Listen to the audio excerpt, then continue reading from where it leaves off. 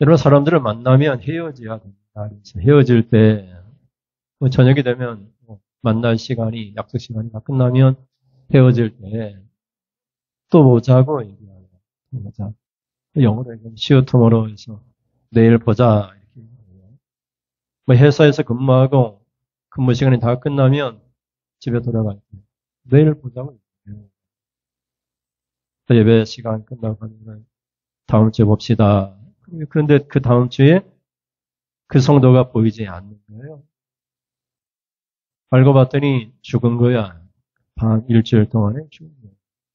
작년 노아에 52세 된 목사님이 구미동산교회 목사님이신데 의성에 그 목사님, 그 다른 목사님 부친이 돌아가셔서 장례에 참여를 했어요. 그래서 많은 목사님이 장례식장에 왔다가 서로 인사를 했는데 그 주간에 코로나를 인하여서 당뇨 합병증이 겹쳐간 코로나로 인하여서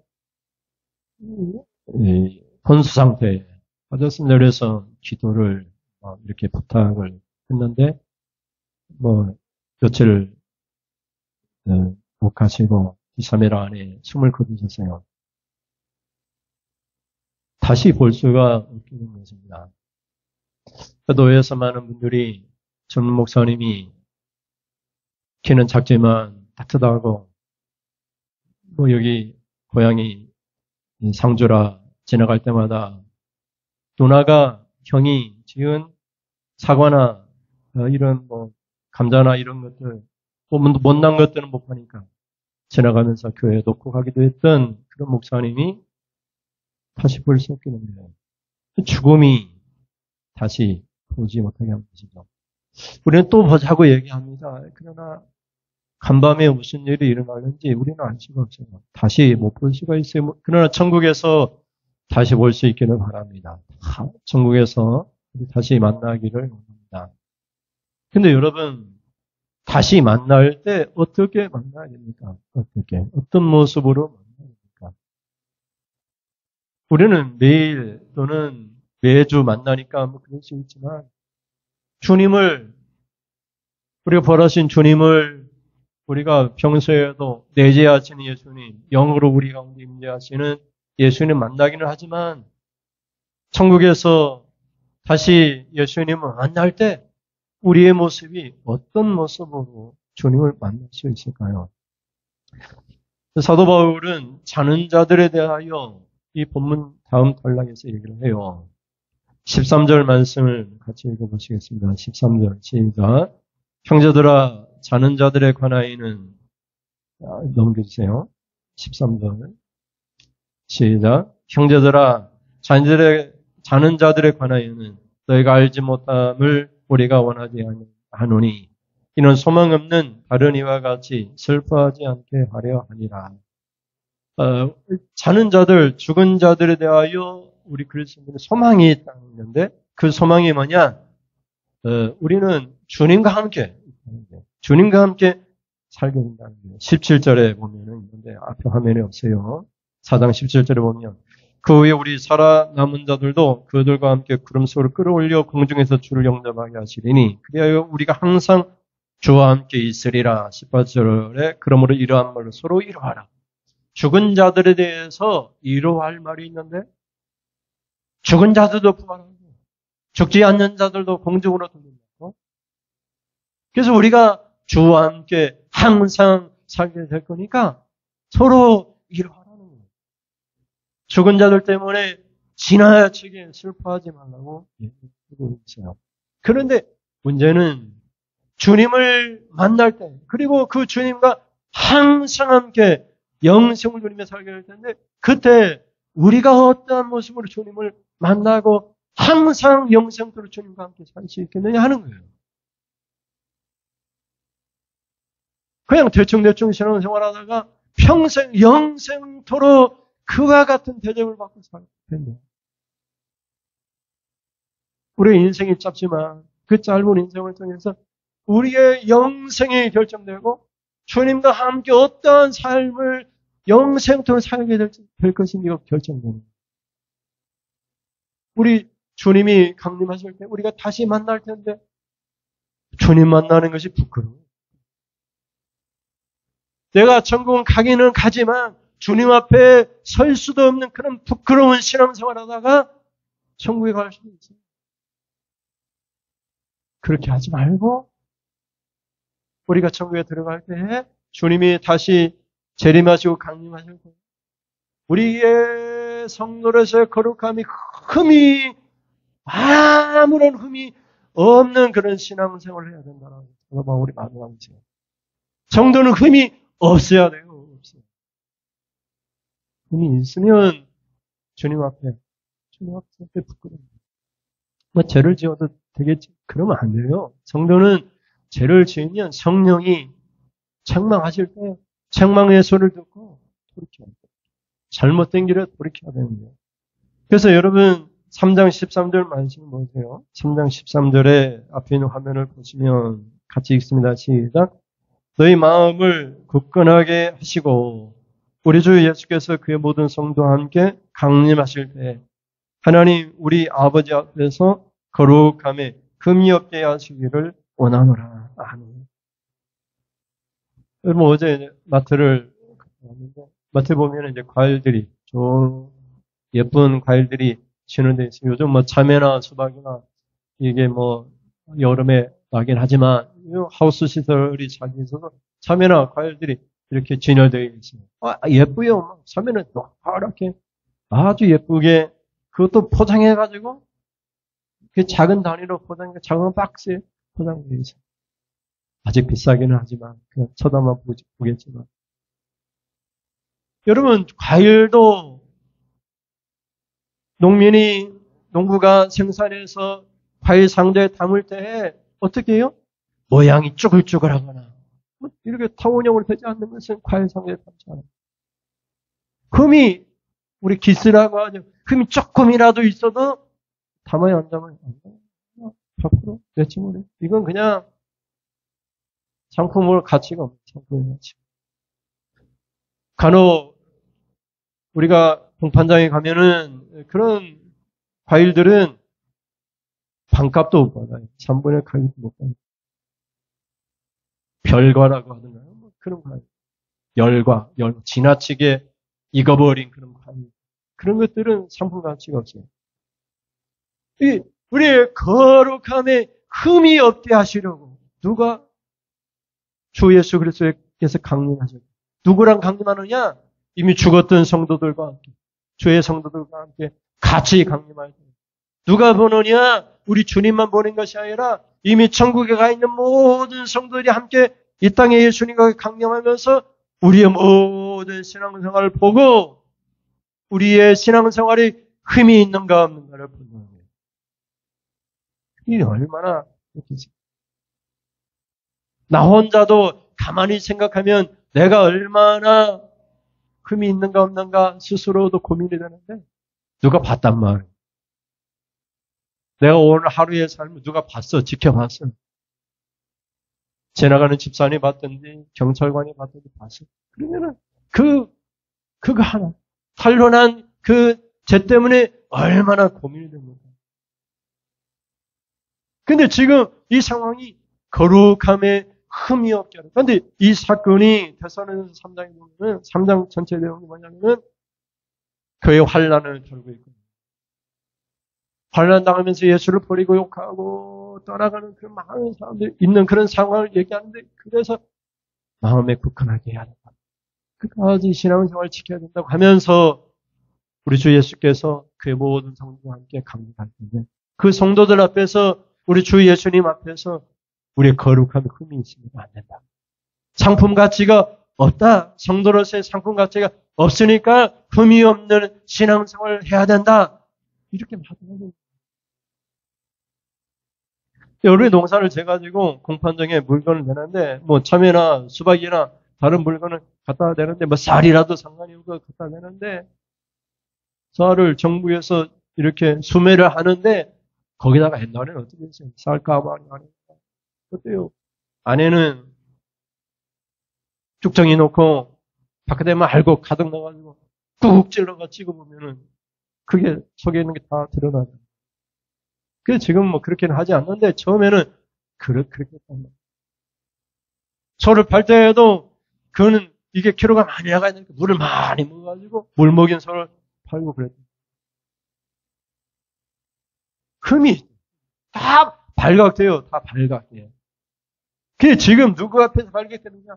우리 주님 앞에, 우리 하나님 아버지 앞에 발각되는 것, 그것으로 끝나는 것이 아니라 앞서간 이미 죽은 천국에 가 있는 모든 성도들이 우리 주님과 강림할 때 그 성도들이 다 보고 있어요. 다 보고 있어요. 나만 보는 거 아닙니까? 그러니까 한번 상황을 생각해 보세요. 이미 우리 예수님이 재림할 때 우리가 거룩함이 흠이 있다 없다 우리가 드러나게 될 텐데 누가 보느냐? 하나님 아버지 앞에서 아버지 하나님만 보는 것이 아니라 우리 주님도 보시고 이미 천국에 가 있는 모든 성도들이 다 쳐다보고 있단 말이죠. 그때 우리 거룩함이 흠이 있으면 안 된다. 그 신앙생활을 어떻게 거룩하게 해야 돼? 거룩하게. 아무렇게나 하면 안 돼요. 거룩하게 신앙생활을 할 수 있기를 주님의 이름으로 축원을 드립니다. 하나님을 기쁘시게 하는 생활이 어떤 거냐? 그것이 바로 오늘 거룩함을 다루고 있는 것을 보게 됩니다. 여러분이 주님 강림하실 때 최고의 진상품으로 최고의 성도로 주님 앞에 모든 성도들 앞에 설 수 있기를 주님의 이름으로 축원을 드립니다. 첫째로 하나님을 기쁘시게 하는 생활이 어떤 것인지 한번 살펴보겠습니다. 첫째 시작. 하나님을 기쁘시게 할 수 있는지 배운 대로 행하라. 다시 앞에 있는 한문으로 하겠습니다. 시작. 어떻게 하나님을 기쁘시게 할 수 있는지를 배운 대로 힘써 행하라. 아멘. 여러분, 우리가 예수님을 안 만나면 또 천국에 우리가 안 가면 뭐 상관이 없어요. 근데 천국에 있는 성도들이 예수님과 함께 강림하니까 우리가 거룩함에 흠이 있는지를 다 성도는 거룩한 존재니까 근데 흠이 있느냐 없느냐 모양이 잘 났느냐 안 났느냐 그걸 볼 텐데 그때 여러분이 어떻게 거룩함이 흠이 없이 살 수 있느냐 그것을 4장 1절에 이제 다루기 시작해요. 그래서 4장 1절에 그러므로 이렇게 써요.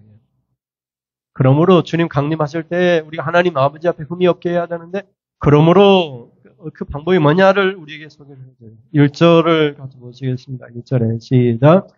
그러므로 형제들아 우리가 끝으로 주 예수 안에서 너에게 구하고 권면하노니 내가 마땅히 어떻게 행하며 하나님을 기쁘시게 할 수 있는지를 우리에게 배웠으니 그 너희가 행하는 바라 더욱 많이 힘쓰라. 아멘. 그래서 여러분이 배운 대로 그리고 지금 행하고 배운 것을 행하고 있는 그대로 더욱 힘써야 된다. 이렇게 4장 1절 말해있어요. 근데 그것이 어떤 거냐? 마땅히 어떻게 행해야 하는지. 성도는 마땅히 어떻게 행해야 된다. 성도는 어떻게 마땅히 하나님을 기쁘시게 하는 생활을 어떻게 해야 되는지 그걸 다 배웠어요. 교회로부터 목사님을 설교를 다 배웠어요. 설교할 때마다 하나님을 기쁘시게 하는 생활이 이런 것입니다라고 이미 여러분은 다 배웠어요. 성도는 배운 대로 행하는 거예요. 그리고 그 배운 대로 행할 때 그냥 한 번 행하고 내가 만족한다 한 번 행하고 이제 나는 다 채웠다 그러는 것이 아니라 천국 가는 그날까지 더욱 힘써서 계속해서 행하는 거예요. 어떻게? 하나님을 기쁘시게 하는 생활을 계속해서 하는 거예요. 어떻게 성도들이 마땅히 행할 일이 무엇인지 어떻게 하나님을 기쁘게 하는지 그것을 계속해서 행하는 거예요. 근데 그것을 어떻게 우리가 알 수 있느냐? 배운 대로 배워서 아니에요. 배워서. 그래서 그걸 어디서 배웠느냐? 우리가 성경을 통해서 설교를 통해서 주께서 세우신 지도자를 통해서 목회자를 통해서 배웠습니다. 매 설교 시간마다 배워서 그 배운 대로 행하는 거예요. 성도는 다른 거 아니에요. 그냥 배운 대로 행하는 거예요. 들은 대로 행하는 거예요. 근데 어떤 분들은 성경 공부를 찾아가요. 성경 공부는 아주 뭐 지금까지 듣지 못한 아주 희게망측한 그런 영적인 그런 설교 그 가르침이라고 해서 잘못된 가르침을 그것이 이단의 빠지게 되는 그런 성경. 이만희가 보혜사고 성령이고 요한계시록 이만희밖에 강행할 수 없다고 그렇게 세례 요한의 영이 이만희에게 임했기 때문에 그런 얼토당토하는 소리를 하는데도 청년들이 막 따라하고 우리가 넷플릭스를 통해서 우리가 알았잖아요. JMS 그런 말도 안 되는 그런 것들에 서울대, 연고대, 누구입니까? 또 이화여대 이런 엘리트 대학생들이 명정하고 하는 거예요. 어디서 배웠기 때문에 설교를 통해서 교회에서 주께서 세우신 지도자를 통해서 배우지 않았기 때문에 다른 데 가서 배웠다.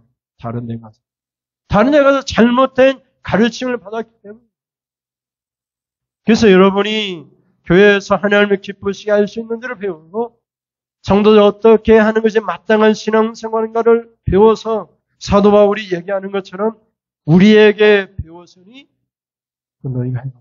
그래서 성도는 배운 대로 행하는 사람이고 그래서 그 배운 대로 행한 것을 어떻게 해요? 더욱 많이 힘쓰는 성도들이 바로 하나님을 기쁘시게 하는 생활을 하는 성도들이라고 말을 하고 있어요. 구체적으로 하나님을 기쁘시게 하는 생활이 어떤 것인가는 앞으로 더 다룰 수 있겠지만 이 구절 가운데에서 하나님을 기쁘시게 할 수 있는 게 뭐냐? 그 여러분이 다 알고 있어요. 배웠기 때문에. 다 들었기 때문에 성도는 어떤 생활을 해야 마땅하다.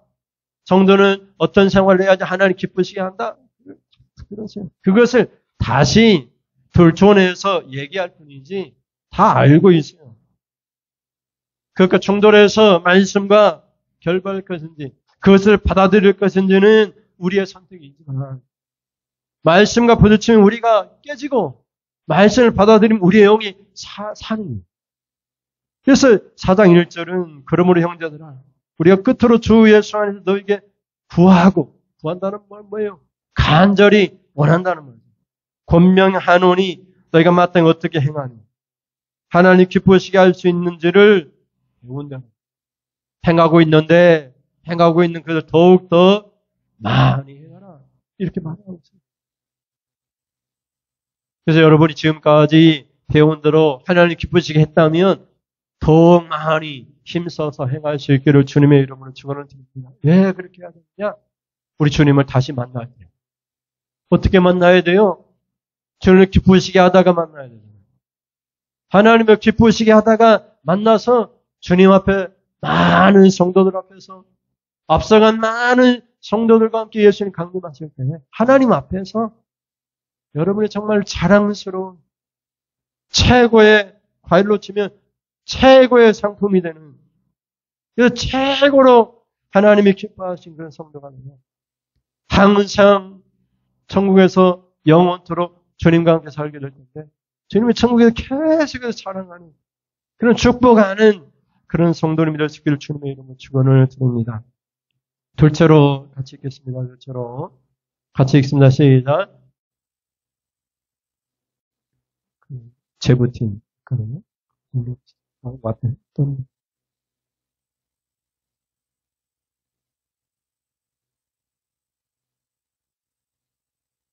지금 저걸 해주세요. 마우스 화면에 뜨세요. PC가 안 뜨네. 그 리부팅 파워 말고 리부팅 작은 단추.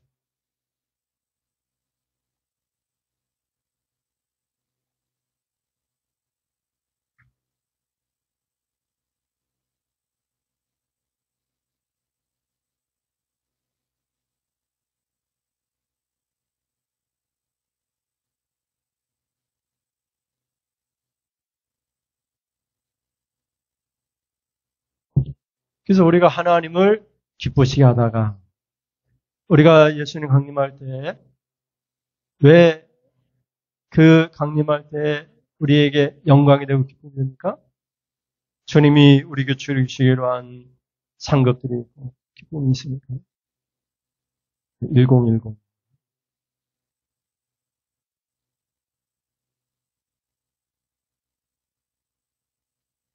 그래서 하나님을 기쁘시게 생활하다가, 기쁘시게 하는 생활하다가, 우리 주님 앞에 가서 주님 앞에 쌍급받고 축복받는 그런 은혜가 있는 주님과의 만남이 있기를 우리가 간절히 바랍니다. 두 번째는, 여러분 주보를 보시면, 하나님의 뜻은 여러분의 거룩함입니다. 이렇게 되어 있어요. 여러분, 하나님을 기쁘시게 하는 신앙생활은 우리가 거룩해야 돼요. 앞에서도 이미 3장 13절에 예고가 되어 있었잖아요. 거룩함이 흠이 없습니다. 성도는 거룩한 존재인데 흠이 있으면 안 된다. 이렇게 얘기했는데, 둘째로 한번 같이 읽겠습니다. 시작. 하나님을 기쁘시게 하는 하나님의 뜻은 여러분의 거룩함입니다. 여러분 3절을 보시면 3절에 이어서 나오는 내용이죠. 3절에 시작. 하나님의 뜻은 이것이니 너희의 거룩함이라. 곧 음란을 버리고. 아멘. 그래서 여러분을 가르쳐 성도라. 성도는 거룩하다. 거룩하다 이 말은 구별되었다, 특별하다. 다른 사람들과 다른 삶을 산다. 세상 사람들과는 다른 구별된 삶을 산다. 이렇게.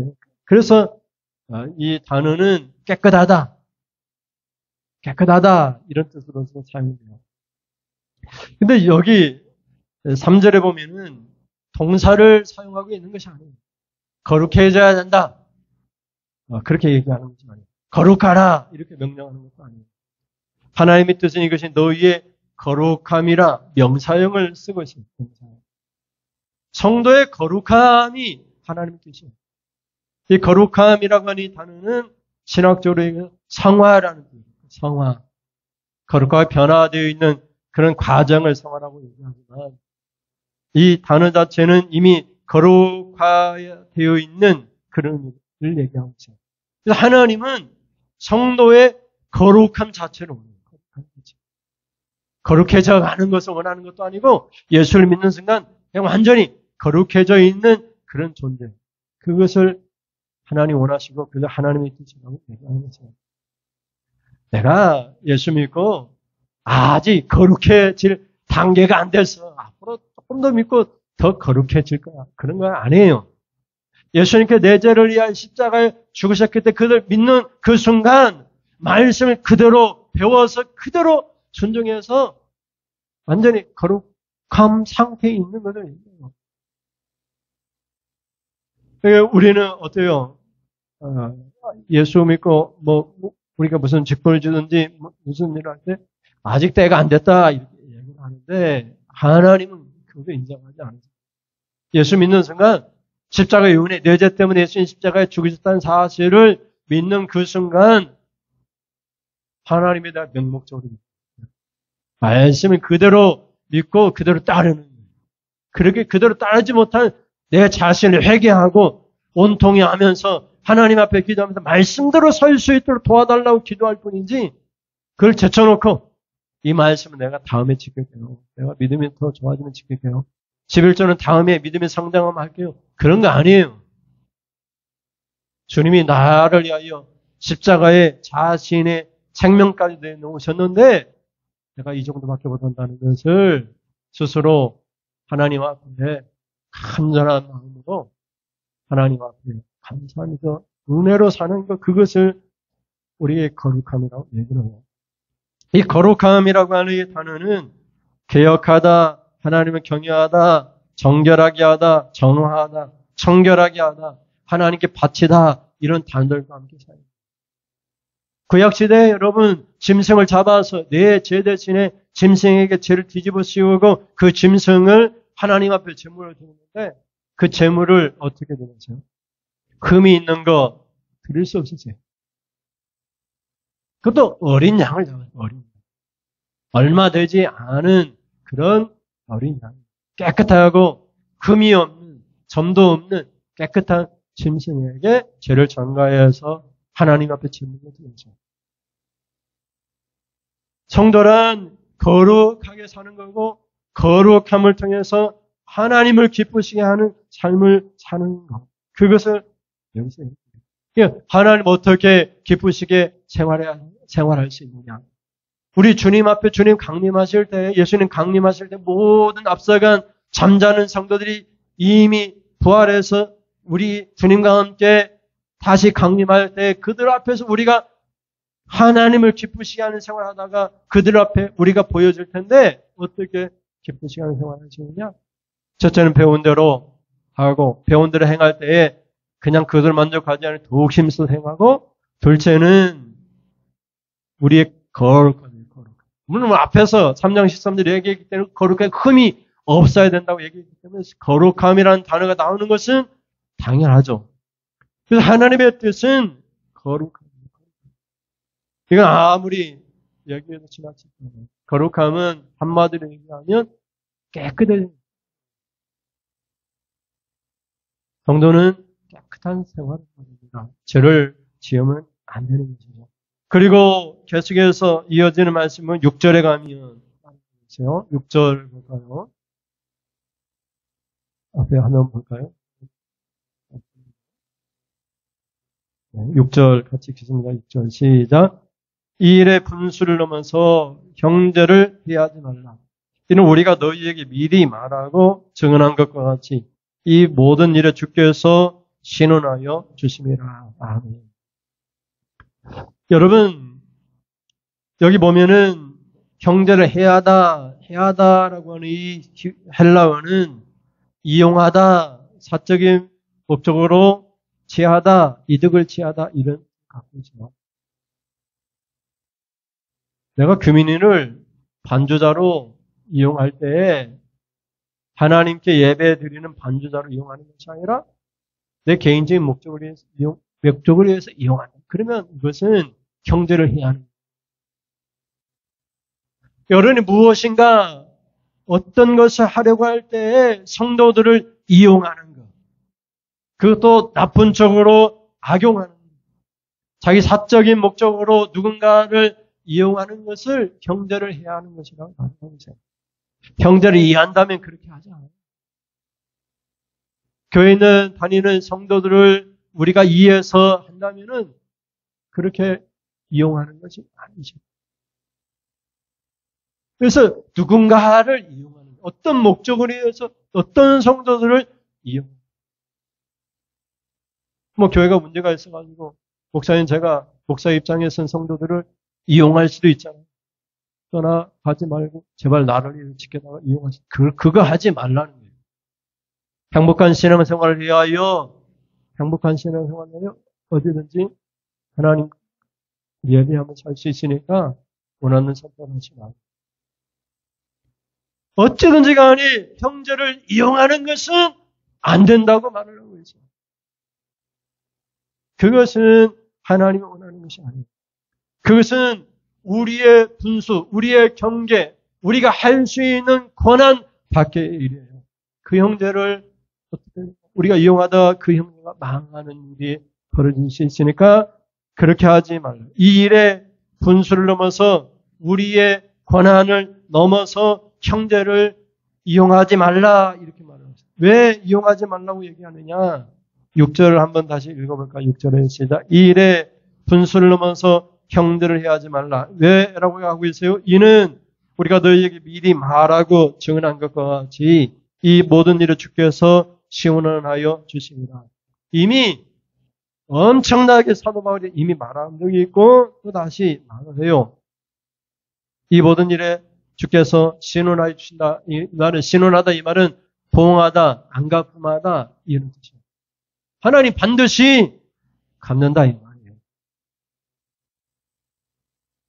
어떤 일을 우리가 하면 하나님이 나몰라라 하는 것 같지만 하나님이 그것을 주님 강림하실 때에 그 문제에 대해서 내가 갚을 일이 있다고 하나님께서 말씀한다는 거예요.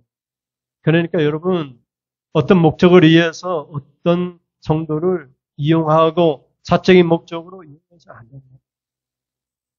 우리는 그냥 사랑하고 같이 예배하는 하나님의 자녀로 서로 섬기며 살아갈 뿐이지 우리의 목적을 해서 특히 목회자가 그럴 수 있고 전도를 위해서 누구를 이용할 수 있고 그건 다 각 개인의 선택이지. 이용하는 건 안 된다.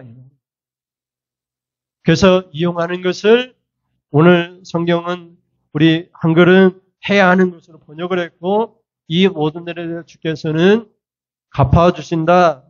다른 얘기를 하면 벌하신다, 보응하신다 이런 뜻을 갖고 있어요. 그러니까 도가 지나친 그런 행위니까 하나님께서 용서하지 않는다 그런 뜻을 갖고 있기 때문에 여러분이 신앙생활 하면서 누군가를 내 개인적인 목적으로 위해서 성도를 이용하는 그런 일을 하시면 안 된다는 것을 기억하시고 여러분 하나님의 기쁘시게 하시기를 바랍니다.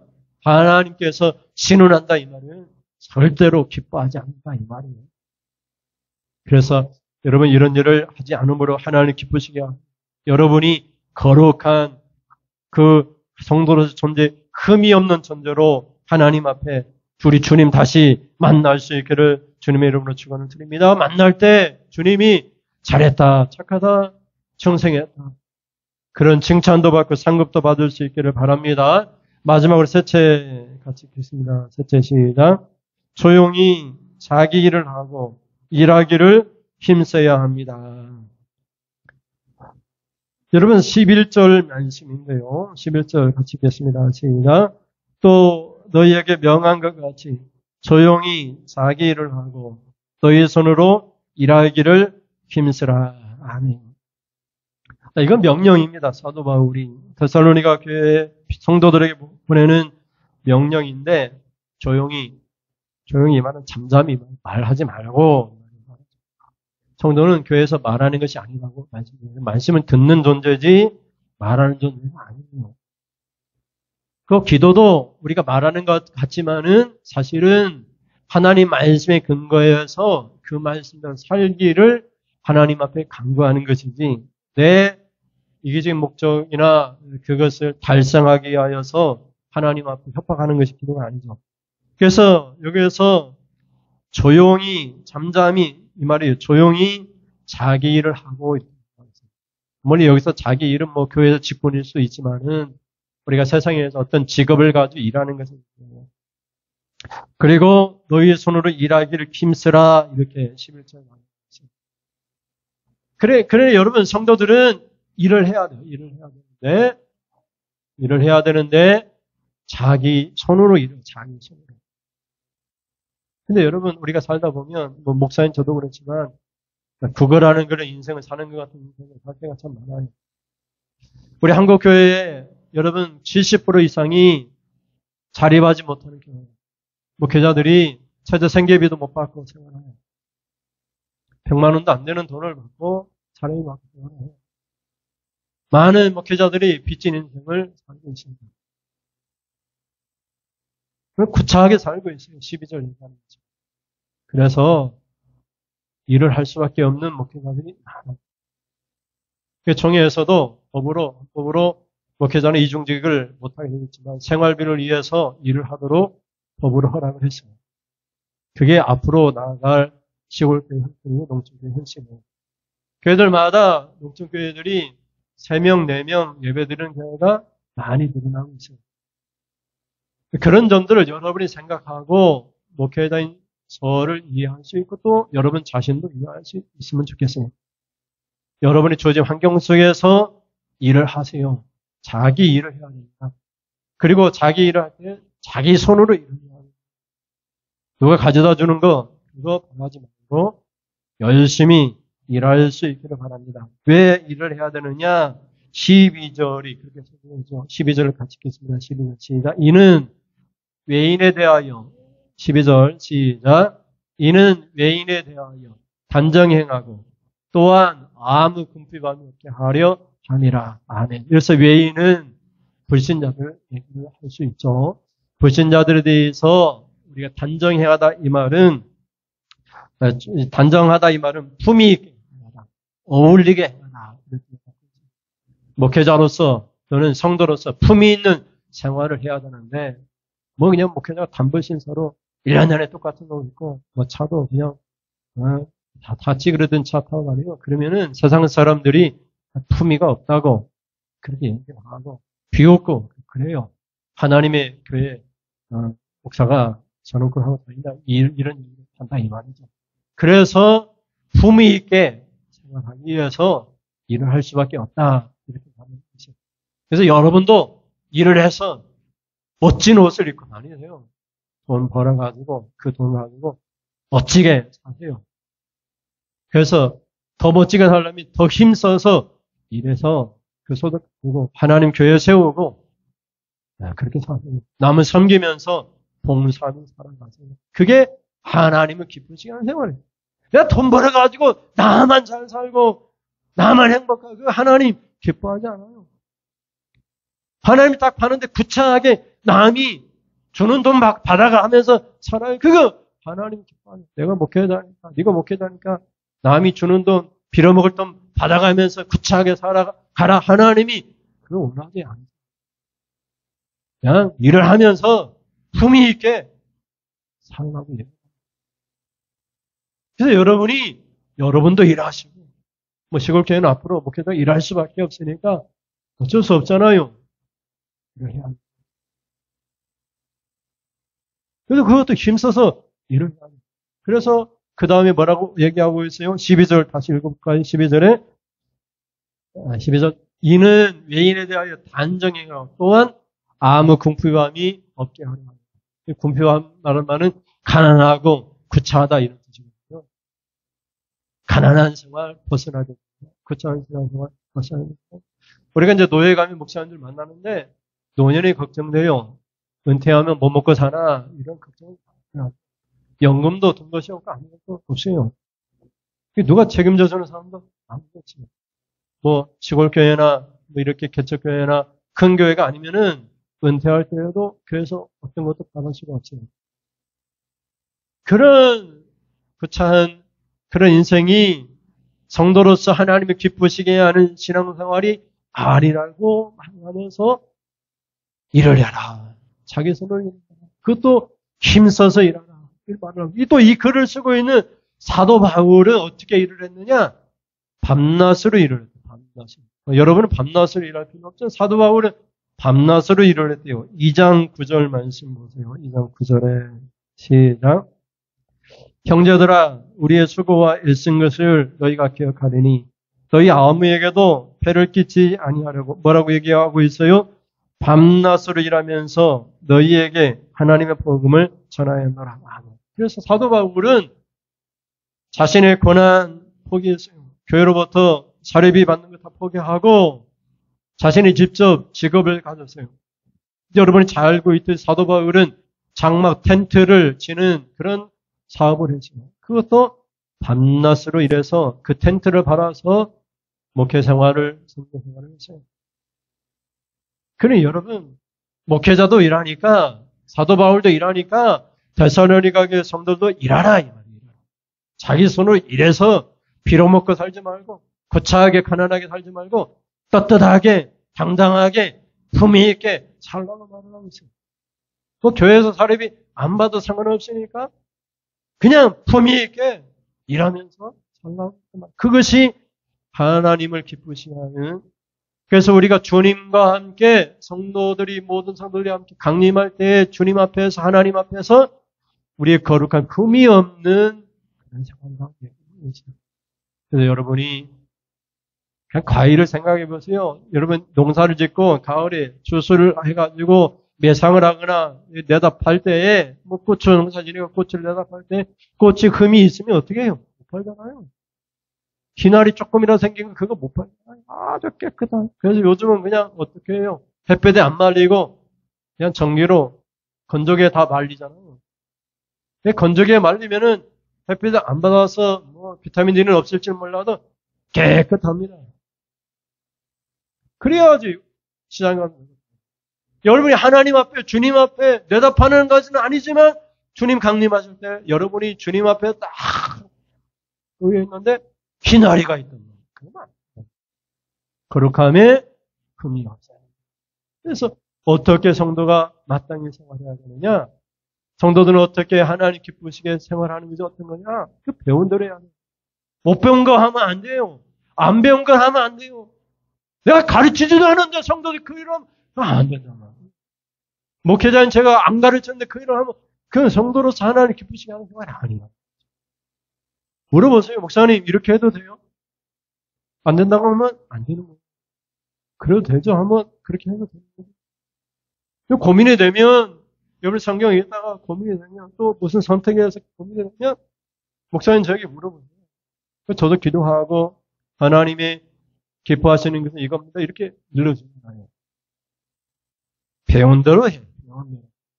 잘못 배우면 안 됩니다. 다른 성경 공부나 다른 이단의 가르침에 빠지면 안 돼요. 다른 교회 목사님은 그렇게 말하지 않던데요. 안 돼요. 우리 교회에 하나님이 목회자를 세우신, 제도를 세우신 우리 목사님을 통해서 배운 대로 어떻게 하면 하나님 다 상황과 형편이 다르잖아요. 시골교회나 도시교회는 다 다르잖아요. 도시교회 성도들에게 얘기하면 11조는 본교회에다가만 드려야 된다고 얘기해요. 그러면 시골교회 목사님 저는 본교회 안 드려도 돼요. 우리 시골교회 생각하면 우리 교회에다 11조 하면 정말 좋죠. 우리 시골교회 한번 생각해요. 한 사람이 11조가 우리 한 달 헌금과 맞먹잖아요. 그러니까 그거 형편이 그러니까 우리 교회 이렇게 배운 대로 시대나 형편이나 상황에 따라서 하나님 기쁘시하는 게 다 달라요. 그때의 상황을 가지고 고집 피우면서 목사님 그때는 이랬는데 왜 다르게 말씀하니 그러면 안 돼요. 상황이 다 다른데. 그러니까 지금 오늘 성령을 통해서 목회자를 통해서 성령이 일러주는 말씀을 여러분이 듣고 배웠으면은 그 배운 대로 힘써서 행하면 하나님. 그리고 둘째는 하나님의 뜻은 거룩함에 지장이 있으면 안 돼요. 거룩함, 깨끗해야 합니다. 성도는 깨끗해요. 여러분 집에 들어가도 어때요? 제가 간혹 여말을 듣지만 논에서 보내게 하다가 발목까지 크게 찼단 말이에요. 흙 묻은 물 묻은 발 가지고 방에 들어가는 사람이 세상에 어디 있습니까? 아마 안 돼요. 성도는 깨끗해요. 교회 와서 깨끗해지고 죄를 회개하고 깨끗해진 상태에서 하나님을 만나야 됩니다. 그리고 성도는 어떻게 돼요? 형제를 이용하면 안 돼요. 내 이기적인 목적과 수단을 위해서 주께서 사랑하신 하나님의 자녀들을 이용해서 그러면은 주께서 벌하신다, 갚으신다 이렇게 얘기하고 있고 마지막으로 성도는 자기 손으로 일을 해야 돼요. 일을 열심히 해서 품이 있는 멋진 옷도 입고 화장도 하고 멋진 차도 하고 품이 있는 그런 사람. 그리고 목사님 난 돈이 없어서 열심히 일해서 돈을 벌어서 품이 있게 나눠주면서 하나님이 어떻게 기뻐하실까 생각하면 간단하잖아요. 나만 위해 사는 삶이 아니라 남을 도와주며 사는 삶. 열심히 자기 손으로 힘을 써서 일을 해서 도와주면서 사는 삶. 사도 바울도 어떻게 했어요? 밤낮으로 일을 했습니다. 밤낮으로 수고했어요. 그래서 여러분이 밤낮으로 수고할 수는 없지만 자기 일을 하셔서 하나님 기쁘시게 하다가 주님 만날 때 당당하게 내가 하나님 기쁘시게 하다가 이렇게 왔습니다. 그렇게 말하는 그런 멋진 주님과의 재회가 있는 재림하신 주님을 만나는 모든 성도들 앞에 자랑이 되는 그런 축복가 있기를 주님의 축원을 드립니다. 기도하겠습니다. 사랑의 하나님 감사합니다. 오늘 악보가 준비되지 못해서 우리가 노래를 부르지 못하는데 가정의 달입니다. 가정에 대하여 우리가 하나님을 찬송하고 노래합니다. 네, 가정에서 믿는 가정 다 되기를 원합니다. 온 가족이 함께 모여 앉아서 하나님을 예배하고 함께 기도하고 자손들을 위하여 축복하고 그 아름다운 가정 되기를 믿지 아니하는 우리 우리 가족들 구원하여 주시고 예수 믿게 하여 주시고 내 삶이 어떠하느냐 내 삶이 예수 믿도록 하나님 권할 수가 있습니다. 내 삶이 엉망이면 불신자 가정의 가족들이 예수를 믿을 기회를 놓치게 됩니다. 우리는 특별해야 됩니다. 우리는 거룩해야 됩니다. 깨끗해야 됩니다. 특별히 다른 삶, 특별한 삶을 살아야 가족도 변하고 이웃도 변합니다.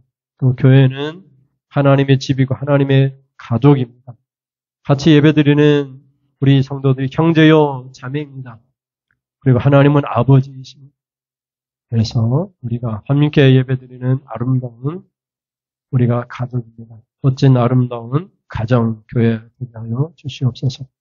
하나님 앞에 감사하면서 하나님 앞에 귀한 예배 드립니다. 감사해서 또 예배를 드리고 조정 예물로 예물을 드립니다. 하나님 아버지 예물에 우리가 하나님 축복합니다. 하나님 여호와께서는 너희를 지키시기를 원하고 복주시기를 원한다고 해서 우리 성도를 지켜주시고 복주십시오. 여호와께서 그 얼굴을 우리를 향하여 드사 은혜의 얼굴 은혜 베풀어주시고 그 얼굴 드사 우리에게 평강 지금 가장 아름다운 상태 가장 멋진 시대 되게 하여 주시옵소서. 오늘 하나님 앞에 이 드린 귀한 예물 하나님 아버지 우리가 수고해서 일해서 밤낮으로 일하는 성도들이 땀 흘린 수고한 것 주님 주신 축복인 줄 알고 하나님 앞에 귀한 예물 드리오니 물질의 복 받게 하시고 건강의 복 받게 하시고 오늘 말씀대로 배운대로 해가요 더 힘써 해가요 그래서 하나님 기쁘시게 하다 거룩하게 살다가 다른 성도를 이용하지 않고 그렇게 살다가 힘써 자기를 하다가 품위 있게 살다가 교회를 섬기며 내가 수고하여 번 그 점을 가지고 교회를 섬기고 이웃을 섬기는 생각 하나님 기쁘시게 하다가 주님 만날 때 잘했다 칭찬받고 멋지고 아름답게 주님 만나는 그럼 우리 모든 성도들이 간절히 원합니다. 아버지 하나님 아낌없이 주께서 우리에게 주셨사오니 우리도 아낌없이 주님을 위하여 예물을 드립니다. 이 예물이 사용될 때마다 주님 영광 받으시옵시고 우리가 드린 것보다 더 귀한 축복 오병이의 기적이 일어나는 하나님 물고기 2마리 떡 5개로 5,000명이 먹고 더 남았는데 하나님 이 주신 예물 가지고 우리가 5,000명이 먹고 더 남는 그런 재물의 축복받는 그런 성도들이 다 될 수 있도록 은혜를 더하여 주시옵소서. 감사합니다. 올 한 달이 가정의 달입니다. 우리 자녀들을 축복하여 주옵소서. 믿지 않는 남편 하나님 믿음을 주십시오. 또 믿음이 적은 남편에게 온전한 믿음 주십시오. 십자가 예수 만나 변화된 거룩함으로 흠이 없는 존재로 하나님 만나게 하여 주십시오. 모든 것 감사드립니다. 하나님 영광 받으시옵소서. 믿사오며 예수님의 이름으로 기도드립니다. 아멘. 하나님 아버지 지금은 말씀을 듣고 하나님을 기쁘시게 하는 생활, 성도가 마땅히 해야 되는 생활이 어떤 것인가를 우리가 배웠는데 우리가 다시 만날 때 부끄럽지 않도록 기쁘시게 하다가 만나기를 간절히 원하는 성도들이 이제 예배를 하고 돌아갑니다. 이렇게 하나님 기쁘시게 생활하게 있습니다. 결단 돌아가는 사랑하는 성도님들 머리 우리 주 예수 그리스도의 은혜와 아버지 하나님의 사랑하심과 성령의 교통하심이 지금으로부터 영원 무궁토록 함께 있을지어다. 아멘. 하나님 영광 받으시옵소서. 오늘 우리에게 향하신 하나님의 뜻은 거룩함입니다. 거룩하게 깨끗하게 배운 대로 살게 하여 주옵소서. 열심히 일해서 품위 있는 신앙생활을 구차하게 가난하게 살지 않도록 성도들을 축복하여 주옵소서. 이상으로 예배를 마치겠습니다. 감사합니다.